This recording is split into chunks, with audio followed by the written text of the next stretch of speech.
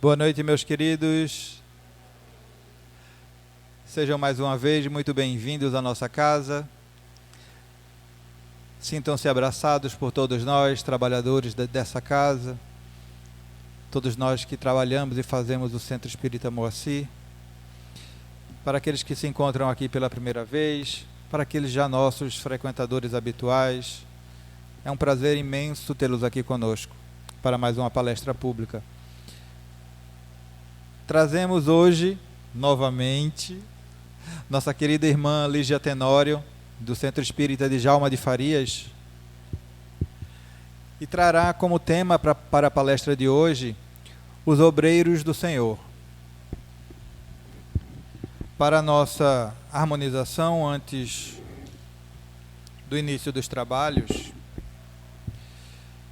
do livro Caminho, Verdade e Vida, de Francisco Cândido Xavier, pelo Espírito Emmanuel, o capítulo 88, Velar com Jesus. E voltando-se para seus discípulos, achou-os adormecidos e disse a Pedro: Então, nem uma hora pudeste velar comigo? Mateus, capítulo 26, versículo 40. Jesus veio à Terra acordar os homens para a vida maior.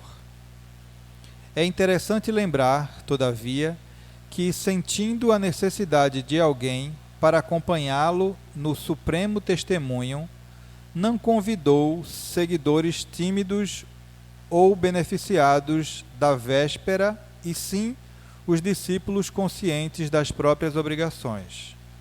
Entretanto, esses mesmos dormiram, intensificando a solidão do divino enviado. É indispensável rememoremos o texto evangélico para considerar que o Mestre continua em esforço incessante e prossegue convocando cooperadores devotados à colaboração necessária. Claro que não confia tarefas de importância fundamental a espíritos inexperientes ou ignorantes, mas é imperioso reconhecer o reduzido número daqueles que não adormecem no mundo, enquanto Jesus aguarda resultados da incumbência que lhes foi cometida. Olvidando o mandato de que são portadores, inquietam-se pela execução dos próprios desejos, a observarem em grande conta os dias rápidos que o corpo físico lhes oferece. Esquecem-se de que a vida é a eternidade e que a existência terrestre não passa simbolicamente de uma hora. Em vista disso, ao despertarem na realidade espiritual, os obreiros distraídos choram sobre o látego da consciência e anseiam pelo reencontro da paz do Salvador, mas ecoam-lhes aos ouvidos as palavras endereçadas a Pedro: Então, nem por uma hora pudestes velar comigo? E em verdade, se ainda não podemos permanecer com o Cristo ao menos uma hora, como pretenderemos a divina união para a eternidade? Vamos para a nossa prece, meus queridos. Vamos elevar o nosso pensamento ao alto. Querido Mestre Jesus, querido mentor e irmão Moacir, te agradecemos imensamente por abrir as portas de tua casa para nós, eternos pedintes que somos, e aqui, mais uma vez, estamos a rogar ao Mestre dos Mestres que nos auxilie na nossa jornada, através desses ensinamentos que aqui serão ministrados, vindo diretamente da Boa Nova do Mestre Jesus, que possamos internalizar em nossos corações, aprender dele que é bom e justo, que possamos confiar sempre nas suas palavras, nos seus ensinamentos, e tornar essas palavras ações, para que possamos assim alcançar a eternidade, alcançar a evolução tão desejada. Que o Senhor possa nos abençoar, abençoar a nossa irmã que fará uso da palavra, lhe dando o auxílio necessário para alcançar os corações necessitados na noite de hoje. Rogamos pela nossa casa, pedimos por todas as casas co-irmãs que trabalham incansavelmente na divulgação do Evangelho do Mestre Jesus. Que o Senhor nos proteja, nos guarde e abençoe hoje, amanhã e sempre. Que assim seja, meus queridos. E agora, minha querida, pode ficar à vontade. Meus irmãos, minhas irmãs em Cristo, boa noite. É com alegria que eu retorno a esta casa, desejando a todos um feliz 2024, que seja de luz, de harmonia, de paz e de propósitos no bem. Quero agradecer também a acolhida que eu recebo da parte física e a acolhida espiritual do irmão querido mentor, o nosso amado Moacir. Agradeço também a acolhida que a equipe de Moacir dá às equipes que eu trago comigo, as equipes que eu tenho a alegria e o respeito de trabalhar, que são ciganos, índios e pretos velhos. Essa noite vamos todos estudar juntos, uma noite de iluminação, uma noite de aprendizado, que aqui todos nós somos aprendizes. O tema desta noite, os obreiros do Senhor. A gente vai encontrar os obreiros do Senhor no Evangelho segundo o Espiritismo, o terceiro livro da codificação, 1864. E no quinto item deste capítulo, a gente vai encontrar os obreiros do Senhor. A gente vai fazer, não é, uma referência a este tópico, mas vai também tentar mostrar alguns ensinamentos do capítulo. Este tópico, os obreiros do Senhor, é trazido para a gente pelo Espírito de Verdade, Paris, 1862. O nosso nobre codificador, Hippolyte Léon Denis Arrivaio, na trajetória que ele teve para trazer para a gente essa maravilha que é a doutrina codificada, nesse percurso, o nobre codificador só ficou sabendo, depois de algum tempo, que o Espírito de Verdade, que o auxiliou e auxilia a cada um de nós, é o Senhor Jesus. Jesus que está com cada um em todos os momentos. Jesus que segurou as mãos do nosso codificador. Nos momentos dele de insegurança, porque ele também teve. Nos momentos difíceis de Allan Kardec, Jesus esteve ao lado dele, mostrando que nenhum de nós, em nenhum momento das nossas vidas, nós estamos sós. Ele mesmo disse que jamais nos deixaria órfãos.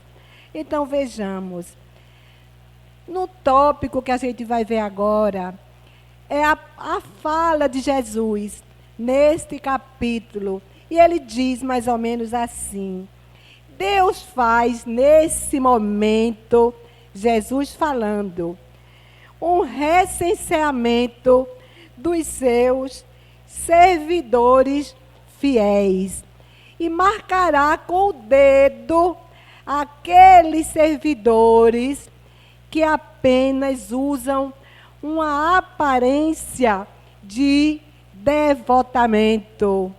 Aqueles que se fingem ser trabalhadores e não são, ele está marcando com o dedo. E ele diz que esses trabalhadores fiéis são aqueles trabalhadores que Deus vai poder contar, porque são aqueles trabalhadores que não recuam, são aqueles trabalhadores que não dizem não às tarefas que lhes são mostradas. E ele diz que esses trabalhadores fiéis são aqueles trabalhadores que Deus vai convidar para as tarefas mais difíceis no mundo de regeneração. Ele diz, na obra da regeneração pelo Espiritismo. Vejam já o alerta que a gente está recebendo para que a gente seja verdadeiramente um obreiro fiel. Mas vamos seguir. Planeta Terra e Jesus. Vejamos, o planeta Terra não é um barco desgovernado. Não é um barco que está à deriva. Não, não, não, não. As coletividades humanas, nós, a coletividade humana, costumamos ficar em desalinho, em desordem, nós. Mas as leis que presidem o destino da crosta terrestre, essas leis são perfeitas e estão totalmente em harmonia com cada um de nós. Ou seja, nós podemos nos desviar, entrar em desalinho, mas as leis universais, as leis imutáveis, as regras, elas são perfeitas. Quando a gente estuda, a gente observa essa frase e a gente tem uma constatação que nos traz alegria, porque a gente observa o quê? A gente observa que Jesus vem trabalhando desde sempre. A gente observa, como o estudo mostra, que vemos-lo trabalhar desde a aurora dos séculos. Ou seja, Jesus não está apenas ajudando o codificador, ali já como espírito, mas ele esteve sempre no planeta Terra, como governador espiritual, ajudando, auxiliando. E os estudos mostram Jesus se felicitando com a nossa evolução moral. Jesus feliz, acompanhando todo o nosso processo, todo o nosso progresso, através das várias existências, através da pluralidade das existências, onde a gente vai e vem para burilar o nosso espírito, para tirar dos nossos espíritos aquilo que não faz bem, tirar pouco a pouco as nossas imperfeições morais. Então observemos, não é, que essa experiência, essa transformação de cada um de nós vai fazer com que a nossa aproximação ao divino amor ocorra na mesma velocidade dos nossos passos. Se a gente for lento, o nosso progresso será lento. Se a gente quiser acelerar, o nosso progresso será também acelerado. Então vejamos, todos nós que somos filhos da luz, corporificados na matéria, todos nós devemos contribuir para a elevação do planeta Terra, contribuir para a elevação do nosso planeta, que ele se encontra apenas no segundo degrau evolutivo, planeta de expiação e provas. A gente veio do planeta primitivo, daí ainda em nós tanta selvageria, a gente ainda sentindo os atavismos, como diz Joana de Ângeles, sentindo aqueles momentos dos planetas inferiores, como o planeta primitivo, porque a gente veio de lá, não é? Mas o planeta Terra, agora, a gente fala em quê? A gente fala em transição planetária. A gente fala muito, mas essa transição planetária vem de agora, porque Jesus já falou há 2024 anos atrás da transição planetária. Ele já falou nesse recenseamento que ele falou quando ajudou Allan Kardec.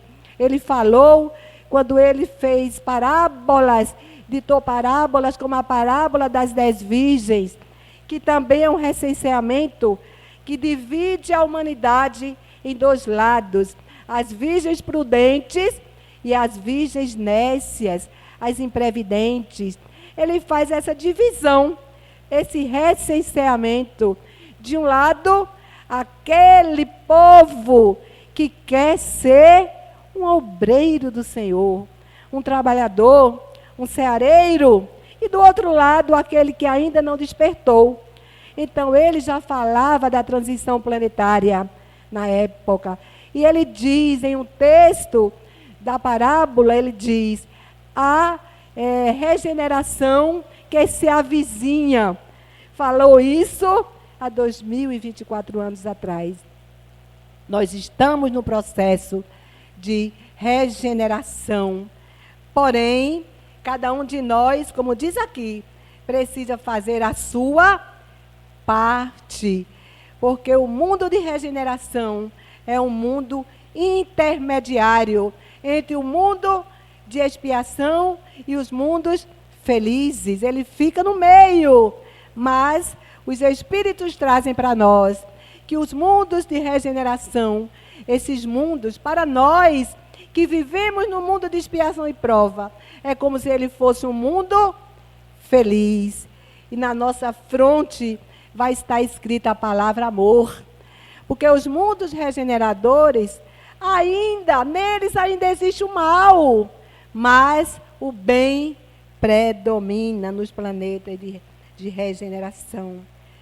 Quando a gente vai estudar sobre o Espírito de verdade, quando ele ficou dando essa assessoria, assim podemos dizer, ao codificador, ele nunca deixou de estar à frente, intuindo o codificador, mostrando os passos que ele devia tracejar. E ele escolheu até os espíritos que iam ajudar Allan Kardec. Ele escolheu, como a gente vê, Santo Agostinho, São Luís, não é? Lázaro, Fênelon, São Vicente de Paulo, não é? São Vicente de Paulo foi um sacerdote e depois foi santificado. E outros espíritos de alta elevação que ele determinou para que ficasse auxiliando o nosso codificador, que muitas vezes ficou temeroso, mas Jesus estava segurando em suas mãos. E Erasto, que eu vou citar agora, quem estuda vai observar, Erasto, a gente encontra em várias passagens da codificação. Erasto foi um bispo na Palestina, e Erasto em muito colaborou para a codificação. E tem um trecho aqui de Erasto que a gente vai ver no item número 4, onde ele fala missão dos espíritas, nesse mesmo capítulo de número 20, que eu sugiro que vocês estudem, leiam, que é muito interessante. Então vejam o que é que Erasto diz. O que é que Erasto diz? Ele faz uma pergunta e ele mesmo responde. Ele diz: se muitos dos chamados ao espiritismo se extraviaram, Por qual sinal se reconhece aqueles que estão no bom caminho? Ele já detecta que muitos de nós já nos extraviamos, não é? Ele já detectou.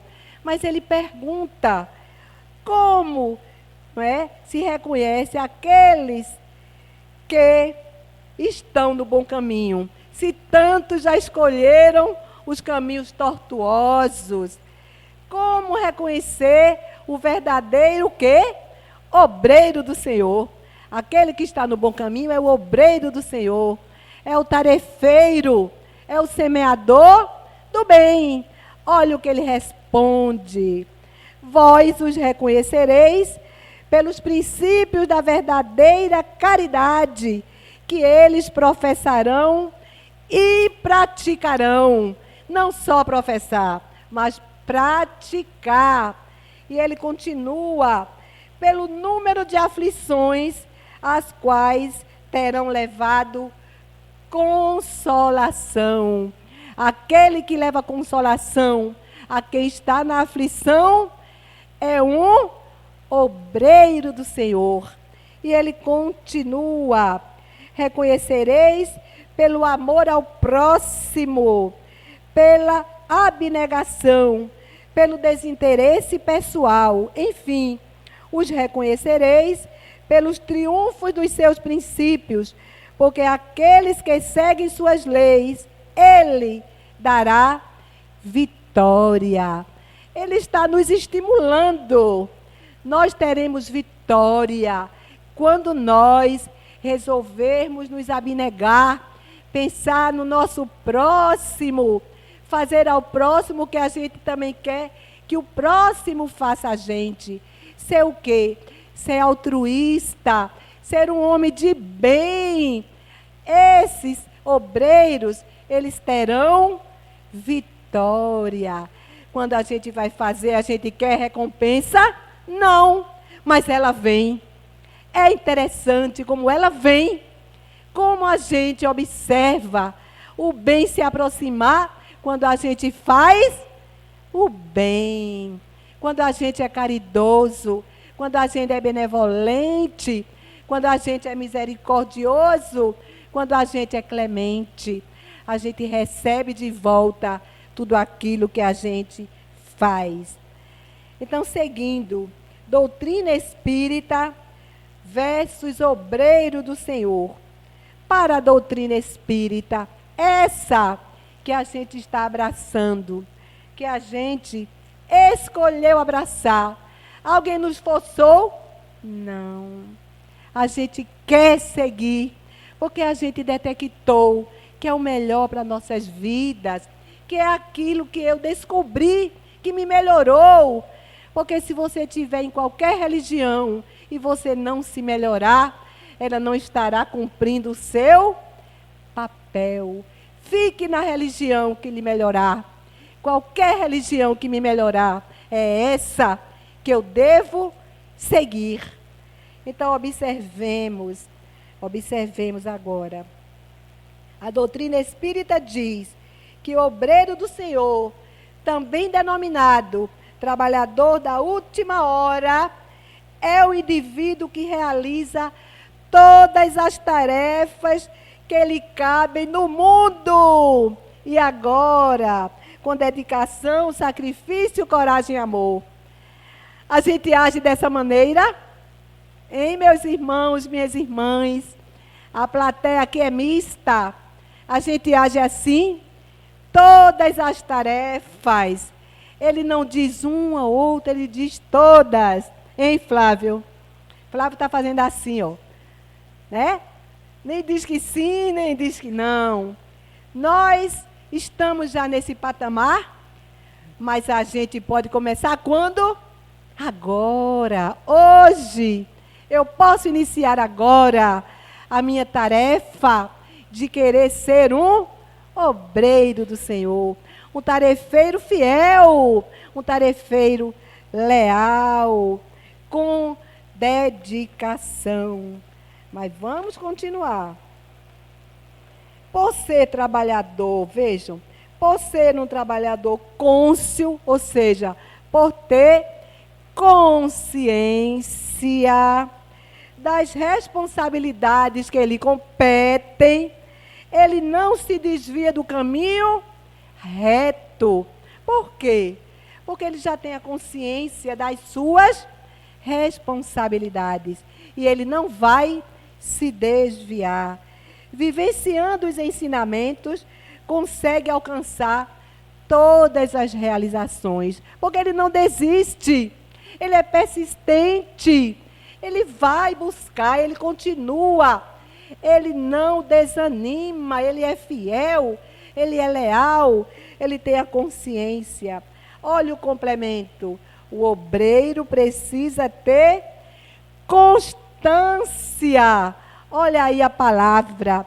Essa palavra vai tocar cada um de nós. Constância, desinteresse, boa vontade e esforço para o trabalho que assumiu. Vamos dar exemplo da nossa seara, né? Aqui pode ser outras searas, pode ser outro local. Quando a gente diz que quer ser um obreiro, um ceareiro, um voluntário, a gente está sendo obrigado a ser ceareiro? A gente está sendo obrigado? Hein, meus irmãos, minhas irmãs? Quando a gente diz, eu quero trabalhar no Moacir, o Moacir, como toda seara, precisa de trabalhador, mas o voluntário não está isento das responsabilidades, não. Às vezes o obreiro diz, porque eu sou voluntário, eu vou se quiser. Não, não é por esse lado. O ceareiro é voluntário, mas ele tem responsabilidade. É a mesma coisa de você estar no emprego e quer receber o seu salário. O salário que o ceareiro aqui vai receber são os bônus hora que a espiritualidade vai derramar em sua vida. Eu não posso dizer que eu vou quando quiser. Por exemplo, não, hoje Lígia vai fazer aqui a palestra. Eu não digo palestra, que eu não sou palestrante, eu sou facilitadora. Mas imagine se Lígia, por um motivo qualquer, ligasse para Flávio, perto das 18 horas. Eu não posso ir, ou eu não vou. Flávio iria, que ninguém é substituível. Mas Flávio ia dizer, poxa, eu vou ter que arranjar outro tema, um tema que ele já tem estudado. O que é que acontece? Os espíritos mostram. Isso vai dificultar o trabalho da seara? Vai. Vai. Por quê? Porque muita gente está aqui, física e espiritual, porque queria ouvir este tema, que não é acaso. A pessoa quis ouvir esse tema. E a espiritualidade que aqui se encontra, está aqui. Toda essa região aqui está de ouvintes. Quantas plateias tem aqui me escutando? Não é porque eu sou melhor, não. É porque eles precisam ouvir a palavra. E a espiritualidade traz equipes, caravanas, que precisam escutar sobre os obreiros do Senhor. Porque quantos deles, também imperfeitos como nós, se desviaram e não foram obreiros do Senhor, mas agora querem ser. A gente pode dar muitos exemplos. A gente que leva a palavra, a gente não pertence a casa nenhuma, a gente pertence a todas. Eu vou em várias casas, às vezes eu chego e a menina chega e diz, mas hoje o passe vai ser coletivo. Mas o passe era para ser lá na cabine. Por que vai ser coletivo? Porque não tem trabalhador. Falta comprometimento. Se o trabalhador se comprometeu, ele deve estar na seara. Porque o passe coletivo é maravilhoso, mas tem pessoas que dizem, mas eu gosto mais do passe na cabine. Por quê? Porque a perspicácia do passista, muitas vezes, vai lá, aonde aquele paciente está precisando. E o passe vai ser, sim, direcionado àquela pessoa. Então, o obreiro do Senhor precisa ser cônscio, ter a consciência da responsabilidade que ele assumiu. Porque ele diz que a obra será prejudicada. Olha o que os Espíritos dizem. A obra será prejudicada.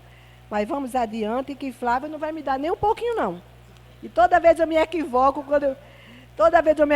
porque aqui é 15 para as 8, para as 9, e eu penso que é 9. Então, vamos agora. Então, essas palavras, e a gente continua, ele diz, e essas palavras se cumprirão. Os primeiros serão os últimos, e os últimos serão os primeiros. A gente vai ver que isso aqui, não é? É o início do capítulo. Os primeiros serão os últimos serão os primeiros. Porque muitos serão chamados e poucos os escolhidos. Porque esse ceareiro que trabalha no passe, ele foi chamado? Ele foi chamado. Mas será que ele vai ser escolhido? Será? Porque ele faltou com o quê? Ele faltou com a responsabilidade. Está no Evangelho de Mateus. Muitos são chamados, mas poucos serão escolhidos. O mestre faz o chamamento para cada um de nós. Somente quando ele estava na matéria? Não. Somente na codificação com Allan Kardec? Não. O mestre faz o chamamento para cada um de nós a cada instante das nossas vidas. Então, para que a gente possa entender um pouquinho sobre essa parte dos trabalhadores da última hora, a gente vai citar rapidamente a parábola dos trabalhadores da última hora, ou a parábola da vinha do Senhor. Está em Mateus 21:16, que é o que dá o título ao capítulo. Eu vou narrar rapidamente o que ocorreu nessa parábola. Ela mostra a história de um homem que ele tem uma propriedade, uma vinha. E ele, quando chega de manhã, ele sai escolhendo trabalhadores para trabalhar na sua vinha. Os trabalhadores ficam lá esperando, porque era comum nessa época o trabalhador ficar esperando para que o trabalho chegasse. Só que esse proprietário dessa vinha, ele chamou os trabalhadores em horários diferentes, como se ele dividisse o dia em 4 sequências. A primeira hora, a segunda, a terceira e a quarta hora. A primeira hora, 9, a segunda, 12, a terceira, 15 e a quarta hora, 17 horas. Assim ele contratou os trabalhadores e ele combinou, ficou acordado com os trabalhadores, que ao fim do trabalho ele pagaria uma dracma romana. Dracma é uma moeda romana que equivalia na época a um dia de trabalho agrícola. Ele acordou com os trabalhadores que pagariam uma dracma. Quando chega ao fim do dia, ele vai fazer o pagamento, o dono da vinha, ele faz o pagamento igualitário. Ele dá uma dracma a cada trabalhador. O trabalhador que chegou na primeira hora não gostou. Lembra o que a gente viu no início? Aqueles trabalhadores infiéis são aqueles que querem usurpar o que é do outro. Esse trabalhador que chegou na primeira hora foi dizer, mas não é justo. Eu cheguei na primeira hora, o outro chegou na última hora e vai receber igual. O que é que o dono da vinha disse? O que foi que eu tratei com vocês? Eu estou fazendo diferente do que eu tratei? Não. Eu tratei para pagar uma dracma. Estou pagando a cada um uma dracma. Mas os que chegaram primeiro ficaram insatisfeitos, porque eles acharam que eles mereciam a dracma dele e o tiquinho da dracma do outro. Entenderam? O tiquinho da dracma do outro, ou seja, ele chamou o dono da vinha de desonesto, que estava errado, mas, no entanto, era ele que queria usurpar. Ele queria o dele e um pedacinho do outro. Mas o outro chegou na última hora, não foi porque ele quis, porque ele só foi chamado naquela hora. Assim procedia, só que o que ele fez na hora que ele trabalhou foi útil, porque aquele que chegou 9 horas pode não ter produzido o suficiente durante 8 horas de trabalho. Estão compreendendo? O outro pode ter iniciado meio-dia, 3 da tarde, e teve o mesmo rendimento. Daí ele dizer que o primeiro pode ser o último, e o último pode ser o primeiro, porque ele rendeu. E para o dono da propriedade, o que importa é o rendimento. E ele disse, o dono da vinha sou eu, e eu vou proceder desta maneira. Então, observemos que mais ou menos foi assim a parábola dos trabalhadores de última hora. Numa leitura assim apressada, não é? Como a gente está agora, a gente pode observar que essa parábola, ela tinha um princípio equivocado. A gente chega a pensar, quando a gente vai estudar, não é? A gente diz, realmente, esse proprietário foi injusto. A gente às vezes pensa isso, não é? Mas quem contou esta parábola é o exemplo de justiça, porque ele é o próprio proprietário da vinha, porque Jesus é o proprietário da vinha do Senhor, que é o planeta Terra. Ele é o governador espiritual, ele que se preocupa com cada um de nós, ele que quer ver a nossa evolução, ele quer ver o nosso progresso. Então, aos nossos olhos, quando a gente vai estudar, nesta parábola faltou a equidade, a justiça, mas não, pelo contrário, esta parábola mostra justiça. Ele deu o que prometeu, ele fez exatamente o que ele disse que ia fazer. Então, ele estava preocupado com a produção e não com o tempo que cada trabalhador usou para produzir aquilo que cabia a ele produzir. Às vezes a gente vê, às vezes a gente vai, quem trabalha sabe, o funcionário diz, olha, eu vou ali no banheiro. O funcionário passa meia hora, 1 hora, está lá no banheiro, no Zap, no Instagram, não é? Está lá, está lá. Às vezes vai lá, tem gente que vende roupa, está lá, eu já escutei isso de muita gente. Aquele trabalhador, quando o proprietário da vinha, que é o patrão, procura, aquele trabalhador não está. Mas ele está produzindo? Não, não. Ele está deixando muitas vezes a carga de trabalho dele para outra pessoa. Então é ele que está usurpando, é ele que está sendo desonesto. Esse trabalhador que engana, esse não é o verdadeiro obreiro do Senhor. Esse é aquele que a gente viu. É aquele que está usando uma máscara. É aquele que se mostra de um jeito, mas é de outro, como a gente viu no início. São aqueles falsos obreiros que, na verdade, não são. Então, a gente observa, uns precisam de 9 horas, uns precisam de 6 horas, uns precisam de 3 horas e outros precisam de apenas 1 hora para ser ceareiro do Senhor, ceareiro do bem. Cada um deve fazer o seu melhor. Não importa o tempo.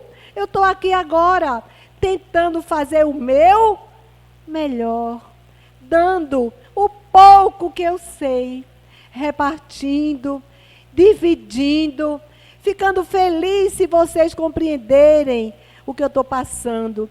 Eu vou ficar aqui menos de 1 hora, mas se eu der o meu melhor, nessa 1 hora, eu estou tentando ser uma obreira do Senhor. Não importa quanto tempo. Porque se eu ficar aqui 2 horas, 3 horas só enrolando, então não vai adiantar. Porque a essência da doutrina não vai chegar até vocês, não vai chegar até mim. Porque a primeira pessoa que carece aprender sou eu, que estou aqui. Eu que preciso mais aprender. E aprendendo, eu preciso também devolver. Porque tudo que eu sei, o pouco que for, se ficar só para mim, não vai ter nenhuma serventia. Nenhuma serventia. Então ele mostra que o valor dos nossos atos não está nas proporções vultosas, não. Nem no volume, nem na quantidade. O importante é a qualidade. É aquilo de bom que eu estou doando. Ele não quer o muito, ele quer o melhor. Ele quer o bom, não quer o muito, ele quer o bom. Então vamos observar. Madre Teresa, hoje, Santa Teresa de Calcutá, ela tem uma frase que diz: Deus não perguntará quantas coisas boas você fez na vida. Ele perguntará quanto de amor você colocou em cada coisa que você fez. O que importa é a quantidade de amor que a gente colocar. A doação que a gente está dando. É a gente não recuar, é a gente se doar, é a gente querer ver no outro o que eu vejo em mim. Se eu quiser ser feliz, eu também vou querer que o outro seja feliz. Se o outro estiver sofrendo, aquele obreiro do Senhor vai ficar feliz se puder amenizar o sofrimento do outro. Lembra do começo? A aflição do irmão, se você levar consolação, você está iniciando a trajetória para ser um obreiro do Senhor Jesus. Então, o propósito, não é? É nos tornarmos merecedores, não é? Aos olhos de Deus, para que Ele possa dizer que somos, ou iremos ser, obreiros do Senhor, mas que estamos na trajetória. O importante é iniciar para sermos ceareiros, obreiros do Senhor. Então aqui eu coloquei obreiros e reencarnação. Neste mesmo capítulo, a gente vai ver, já é outro tópico, mas é o mesmo capítulo, que fala de reencarnação. É o item que é o espírito Henri Heine, Paris, 1873. Ele bota, os últimos serão os primeiros. Olha o que ele coloca sobre reencarnação. Em cada reencarnação, o obreiro do Senhor tem a oportunidade de aprimorar o seu trabalho na seara de Deus. Quando ele estava fazendo o exórdio, falou-se sobre o obreiro do Senhor, aquele que se desviou, aquele que pede uma oportunidade para retornar, porque viu as bobagens que fez, e ele pede uma nova chance. É o que esse Espírito diz. O Espírito é chamado a prestar contas do seu mandato terreno. Compreende a necessidade da retomada da tarefa interrompida. A gente, quantas vezes, desencarna, porque Jesus disse que a gente não sabe nem o dia e nem a hora. E a gente chega no outro lado e vai ver que nós interrompemos as nossas tarefas. Eu não fiz o que eu queria ter feito, não é? Porque eu deveria ter feito, mas não fiz. suplica um retorno, porque do outro lado as nossas mentes se alargam, se abrem, cai a máscara. Do outro lado, os espíritos dizem que se a gente amou na matéria, a gente vai amar 5 vezes mais. Se a gente odiou aqui na matéria, do outro lado a gente vai odiar 5 vezes mais. Porque a gente não muda, ninguém vai chegar do outro lado de asas. Não. Daí, quando o espírito detecta do outro lado o que fez de errado, quando ele detecta os caminhos tortuosos que ele tracejou, quando ele detecta a vida de enganos, a vida de anestesia da ilusão que ele escolheu, ele pede do outro lado uma nova oportunidade. E aquela oportunidade lhe é dada, lhe é cedida. E ele retorna à matéria, às vestes carnais, para continuar aquilo que ficou interrompido. Ele vem para dar certo, mas às vezes não dá. Mas Deus vai desistir desse filho que já foi e voltou muitas vezes? Não. Tantas vezes quantas forem necessárias. A gente tem a bendita reencarnação, a oportunidade de consertos, a oportunidade de costurar os remendos e às vezes de iniciar aquela costura que ainda não foi iniciada. Mas Deus permite, não é, que a gente continue a tarefa interrompida. O espírito, quando volta, ele entra na matéria mais amadurecido. Ele volta sempre com um propósito no bem. Quando a gente trabalha, não sei se alguém aqui trabalha na mediúnica, muitos espíritos que já foram determinados do outro lado, que precisavam voltar, muitos deles têm medo. Por que tem medo? Porque lá se melhorou, porque só volta se melhorar. Não pensem que Deus vai assinar a volta daquele que continuar renitente no mal, daquele que continuar egoísta, orgulhoso. Não! Volta porque se melhorou. Mas aqueles espíritos muitas vezes têm medo de voltar, porque sabem que a matéria contamina e muitas vezes não conseguem seguir a trajetória planejada. Esse filme que está passando agora eu ainda não assisti, mas o primeiro do Nosso Lar, se alguém lembra, o espírito que ia voltar, ele sentiu medo, e era um espírito já de uma grande elevação moral. A família iria ficar lá, sim, torcendo, orando por ele, mas ele teve medo, porque quando chega na matéria é diferente, o corpo físico é pesado e os espíritos têm medo. Daí, essas pessoas, nós, não é? Quando estamos do outro lado, voltamos, mas nem sempre cumprimos a trajetória, ou que estava lá carimbado no cartório espiritual, como diz um amigo, Bezerra de Menezes, presente aqui nessa sala.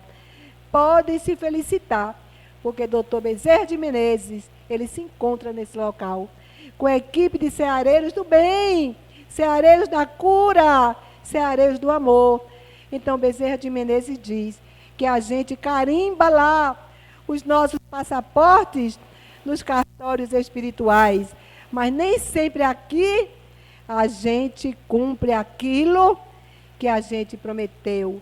Mas mesmo assim, o Pai Maior nos dá outra chance, quantas forem necessárias.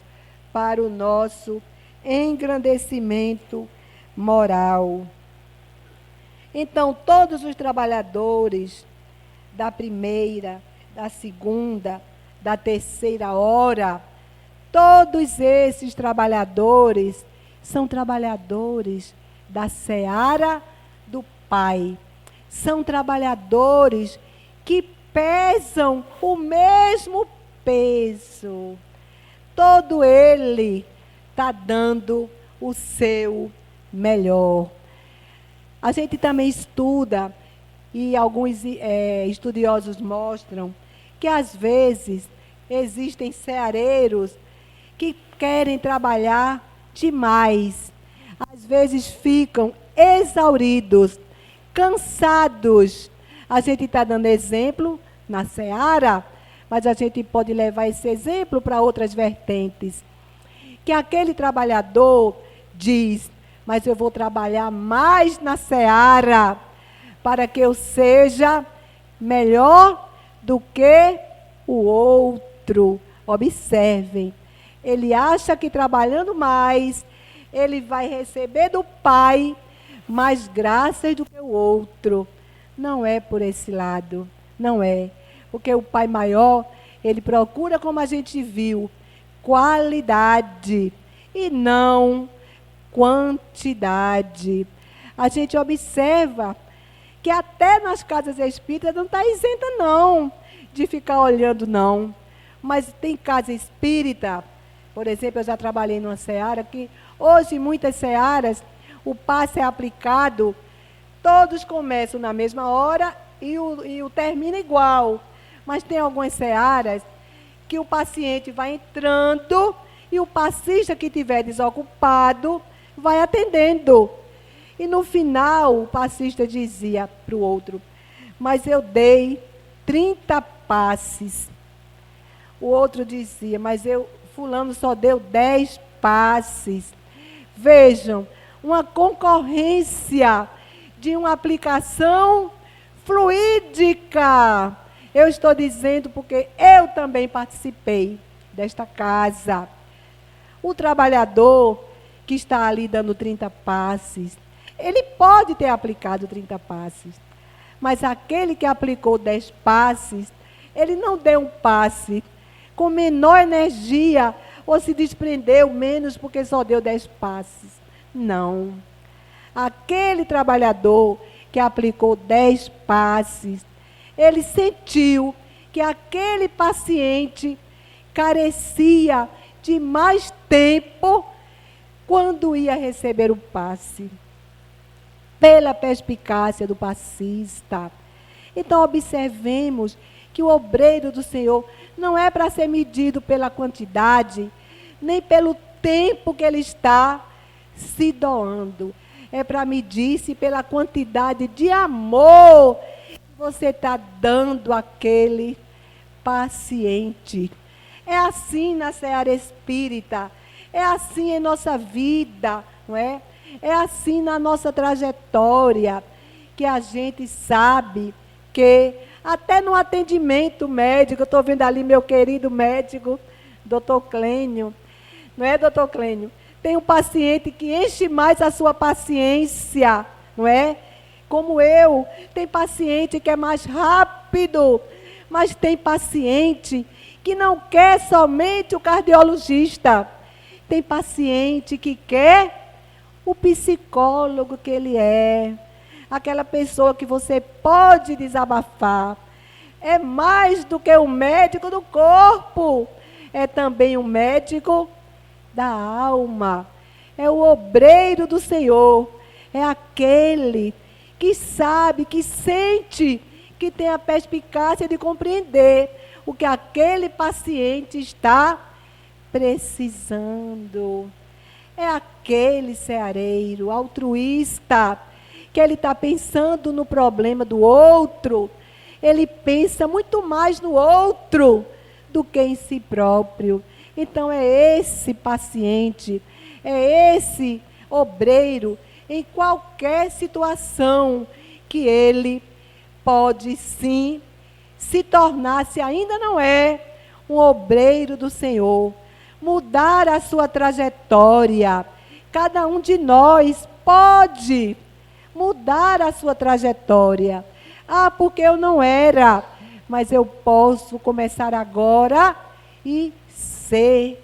Como diz Chico Xavier, ninguém pode voltar atrás e escrever um novo começo, porque já está escrito. Mas pode iniciar agora e escrever um novo fim. A gente está no início do ano, não é? A gente está aqui e a gente pode dizer, está terminando hoje, janeiro. Foi rápido, um ótimo, mas eu não fiz o que eu queria fazer. Mas vai amanhã se descortinar um novo mês, se abrir um novo mês. A gente ainda tem quantas páginas do livro da nossa história, hoje eu estou no horário, viu? Para ser escrita, a gente ainda tem muitas páginas para escrever. Vai depender do outro, vai depender da irmã, vai depender do irmão, vai depender de mim. A mudança que eu quero que seja no outro, eu não posso. A mudança tem que começar em mim. Só que a mudança que eu faço na minha vida, a minha reformulação moral, a minha reforma íntima, ela rapidamente ela é sentida pela sociedade, pelo outro, pela comunidade. E a outra pessoa diz, olhe, se ele conseguiu, eu também posso conseguir. Porque nós somos seres multiplicadores. Então, que a nossa mudança realmente possa acontecer hoje, agora. Ah, mas é o finalzinho da noite. Mas eu posso chegar na minha casa agora e ter uma pessoa que eu preciso me reconciliar, que eu preciso pedir perdão. Eu posso fazer hoje. E na seara espírita, a mesma coisa. E no meu trabalho amanhã, a mesma coisa. Porque o primeiro passo não é o outro que dá, não. O primeiro passo quem dá sou eu. O primeiro passo somos nós que devemos dar. Para que a gente possa ter uma trajetória nas nossas vidas, uma trajetória no bem, pautada no bem, pautada nos ensinamentos do Mestre do Amor, do maior obreiro do planeta Terra, o dono da vinha do Senhor. A gente precisa seguir Jesus em ações. Não adianta a gente dizer, sou cristão, apenas verbalizar. A gente precisa seguir os ensinamentos do Cristo. Quando é que eu sou cristão? Eu sou cristão quando eu acolho meu irmão, quando eu seco uma lágrima. Eu sou cristão quando eu perdoo. Eu sou cristão quando eu sou humilde. Eu sou cristão quando eu abraço, quando eu acolho, quando eu sou misericordioso e bom. É assim que eu sou cristão. Com palavras, as palavras não vão resolver. Não, de maneira nenhuma. Por isso que o apóstolo Tiago disse que a fé sem obras é uma fé morta. Ah, eu creio em Jesus, eu creio em Deus, mas eu não faço nada com a minha crença. Eu não faço nada com a minha fé. Então é uma fé que o apóstolo diz que não tem serventia. É uma fé inútil. Então eu trouxe para vocês uma frase do Espírito Joana de Ângeles. É um livro que ela tem chamada Repositório de Sabedoria. É um conjunto de pensamentos, verbetes de Joana de Ângeles, por Divaldo Franco. E ela diz, são várias citações, vários pensamentos. Eu peguei um que eu achei pertinente. Ela diz, enfim, quem quer um ano novo, repleto de felicidade, não tem outra saída senão construí-lo. Uma frase pequena, eu vou repetir. Enfim, quem quer um ano novo repleto de felicidade, não tem outra saída senão construí-lo. Nós precisamos construir o nosso ano novo, porque não adianta nada o ano novo se continuamos pessoas velhas, pessoas embrutecidas, selvagens. A gente precisa também ser jovem, novo, como esse ano, que se abre para cada um de nós, mudando nossos pensamentos, mudando nossas ações, mudando nossa postura, mudando nossos preceitos de vida, procurando amar, perdoar, aquietar corações. Não esqueçamos, minhas irmãs e meus irmãos, que nesta trajetória de nossas vidas, nós vamos encontrar impedimentos, nós vamos encontrar empecilhos, nós vamos encontrar calúnia, nós vamos encontrar difamações, ofensas, mas em nenhum momento das nossas vidas estaremos sós. O amor maior, Jesus, enviado por Deus, está ao nosso lado, como a gente viu na codificação de Allan Kardec. Ele à frente de tudo. Ele está aqui do meu lado, no lado de cada um de nós. Nos momentos de tristeza, de aflição, são nesses momentos que Ele está segurando nossas mãos, que Ele está nos colocando nos braços, qual pegadas na areia. Porque, meus amigos, meus irmãos, ainda se houver noite traiçoeira, se a cruz pesada for, Cristo estará comigo, estará com cada um de nós, porque o mundo pode até me fazer chorar, fazer cada um de nós chorar, mas Deus nos quer sorrindo. Muita paz, meus irmãos, minhas irmãs, e gratidão por esta noite. Que sigamos com os ensinamentos do Cristo, porque Ele é a luz, Ele é a verdade e Ele é a vida. Muita paz.